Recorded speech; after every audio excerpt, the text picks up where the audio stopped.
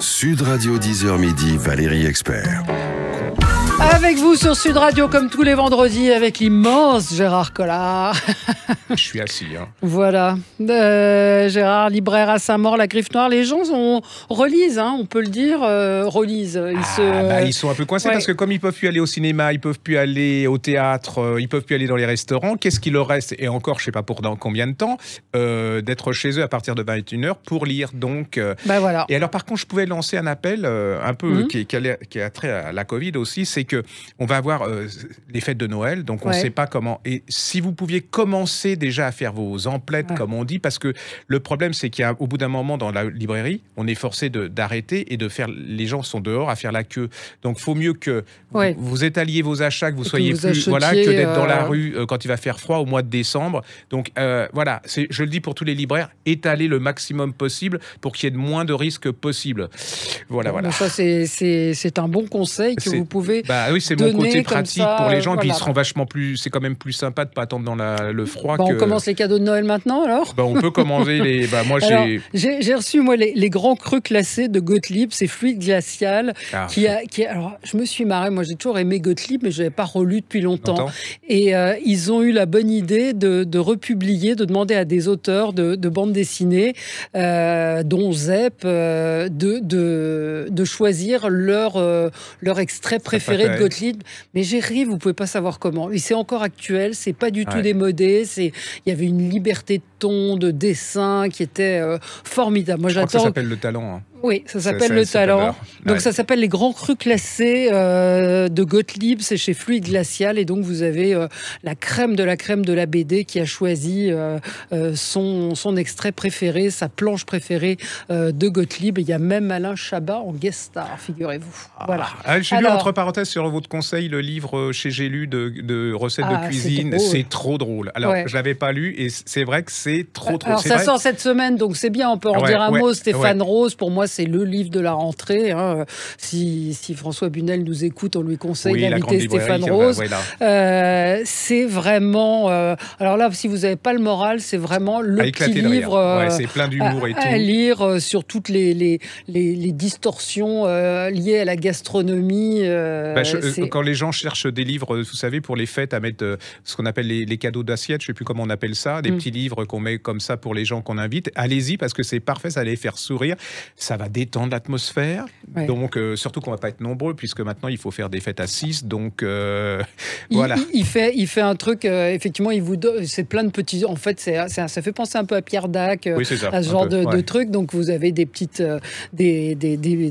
comment je vais dire ? Pas des citations, mais des mises en situation. Et par exemple, il y a parler le Top Chef. C'est-à-dire qu'une phrase là, j'ai plus le livre sous les yeux, mais une phrase de Top Chef, traduit, ça veut dire que vous mangez du boudin aux pommes et pas. Mais franchement, je l'ai lu, parce que je suis très, très drôle, vraiment. Je suis toujours très méfiant de ce que vous me conseillez. Ça s'appelle le guide de survie gastronomique, le guide de survie gastronomique à l'usage des obsédés de la bouffe, ce que nous sommes tous un petit peu, enfin en tout cas Gérard et moi, et donc voilà, c'est très très drôle. Alors ça va être les vacances là, donc il faut tenir les enfants quand même, les ados et tout. Et je vous ai trouvé une pure merveille. Les mamies qui cherchent un livre pour Noël, sans être qu'on le mette en haut du placard et qu'on ressort quand elles viennent et tout. C'est Daniel Thierry. Alors Daniel Thierry, c'est une ancienne commissaire qui fait des excellents polars pour adultes. Vient de sortir chez Sirou un livre qui s'appelle Cannibale, qui est fait pour les jeunes, ce qu'on appelle les jeunes adultes, parce que maintenant il ne faut plus dire ados, ça les stigmatise. Donc ça c'est un terme, je supporte plus stigmatisé, je ne peux plus là. Les jeunes adultes. Quand vous me traitez de petit et je suis stigmatisé, donc je pourrais porter plainte. Donc il s'appelle Cannibale et c'est alors à partir de 13 ans. Et moi je l'ai lu, c'est un vrai polar. C'est-à-dire vous êtes c'est un groupe de jeunes. Alors ils sont dans une forêt. C'est une sorte de rêve party, mais pour Halloween. Tout se passe bien. Puis quand ils veulent partir, il en manque 2. Et en même temps, il y a un couple qui est dans sa voiture et tout d'un coup, il voit arriver une jeune femme, elle a 15-16 ans, qui se jette presque sous leur voiture.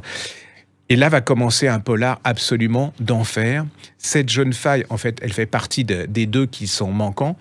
Et elle est manipulatrice. Mais Valérie, c'est un chef-d'œuvre. C'est-à-dire que vous la voyez agir. Et elle va se raconter en même temps comment elle est en train d'avoir les gens. Et de manipuler et alors là-dessus arrive un couple d'enquêteurs. Alors, c'est comme vous et moi. C'est-à-dire qu'on a... par définition, on n'a rien à voir ensemble, quoi. C'est pas possible, quoi. Rien n'est fait pour qu'on se rencontre. Voilà, exactement. Et en fait, le couple, il est génial. Ils vont essayer de comprendre ce qui se passe. Et vous allez voir comment elle va manipuler tous ces gens. Et jusqu'à la fin, parce qu'il y a une fin absolument géniale. Moi, je trouve que en ce moment, dans les romans pour ados, enfin... Il y a une super qualité qu'il n'y avait pas dans le temps, c'est-à-dire qu'on ne se fout pas d'eux du tout. Il y a du suspense, il y a de la psychologie.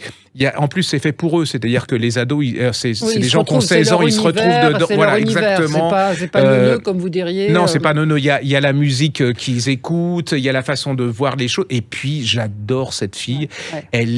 Elle vous ressemble, elle est diabolique, manipulatrice. On sait pas. Mais qu'est-ce que vous faites comme portrait de moi? Alors, non mais allez-y, c'est vraiment une des réussites. Ça s'appelle Cannibale, donc Daniel Thierry, c'est chez Syros, et c'est pour les 13, 14, 15 ans. Et moi, je l'ai lu, franchement. Et voire plus. Mais en tout cas, c'est vrai que pour ceux qui se disent, bon, on va avoir 15 jours de vacances sans papy et mamie, qu'est-ce qu'on fait? Et ben, vous n'allez pas le lâcher. Hein. On dit un petit mot du guide du zizi sexuel. On va recevoir Zep lundi, nous, à 10h15. Et le zizi sexuel, il a 19 ans, ce ça petit... a pas vieilli, c'est énorme. Et puis surtout, il a rajouté des choses, il a rajouté le consentement, la notion de consentement, il a rajouté le cyberharcèlement. Et les dessins de Zep sont toujours aussi drôles. Donc c'est coécrit avec Hélène Brûlère et c'est chez Glénat. Là aussi, vous avez, à partir de 9-10 ans, ils commencent à se poser des questions sur la sexualité. Ne vous dites pas qu'ils sont trop petits pour comprendre ça.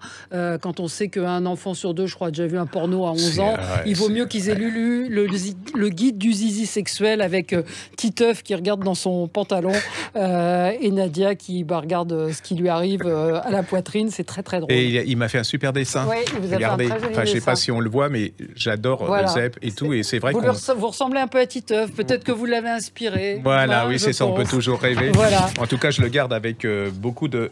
Alors, paru en poche, parce qu'il y a aussi ce livre qu'on avait beaucoup défendu, qui s'appelle Rien n'est noir de Claire Berest, en livre de... je vous laisse le... Normalement, on ne doit pas toucher, mais bon... Rien n'est noir de Claire Berest. C'était un livre incandescent. Hein. C'était en fait l'histoire d'amour, de passion entre Frida Kahlo et le peintre dont je ne me souviens jamais du nom, mais c'est... Diego Rivera. Voilà, jamais, je ne sais pas pourquoi, mais je fais un blocage sur ce... Et c'est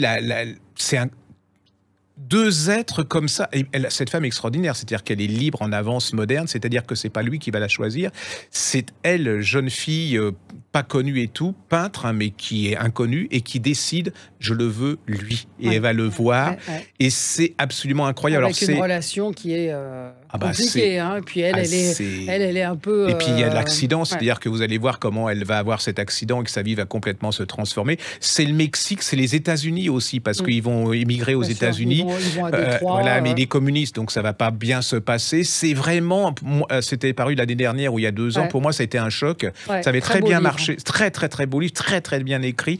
Et puis ça change de ces espèces de livres qui sont marshmallow là. C'est toujours la même chose. Et c'est toujours dans le bon.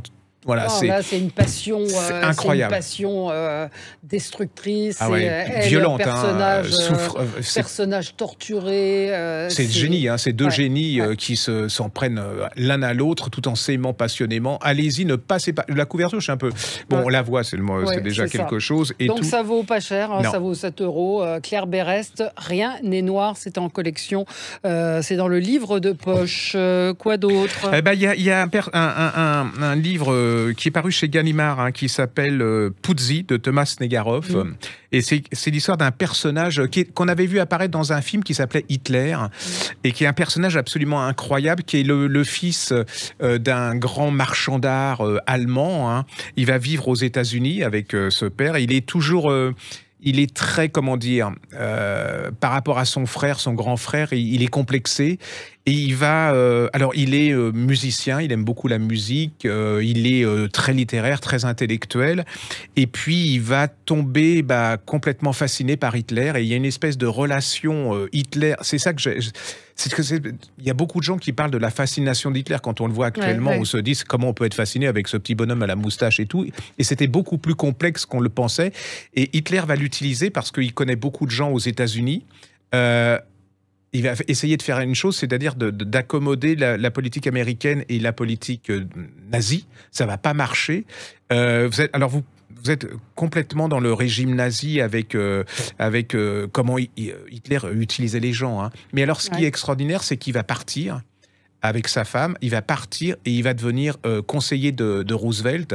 C'est-à-dire que Roosevelt va s'en servir pour essayer de déterminer la psychologie, la manière dont fonctionne le régime nazi et Hitler. C'est hyper bien fait, c'est-à-dire que vous replongez, alors c'est à la fois très psychologique, voilà, on rentre dans la tête de ces deux personnages, et puis vous rentrez aussi dans la tête du régime nazi, hein, comment c'était des cons, enfin, c'est la preuve que l'intelligence n'est pas forcément gagnante, et puis ce type, il est très troublant, hein, il est très ambivalent, il va pas être jugé, hein, il va continuer à vivre aux États-Unis jusqu'à pas de...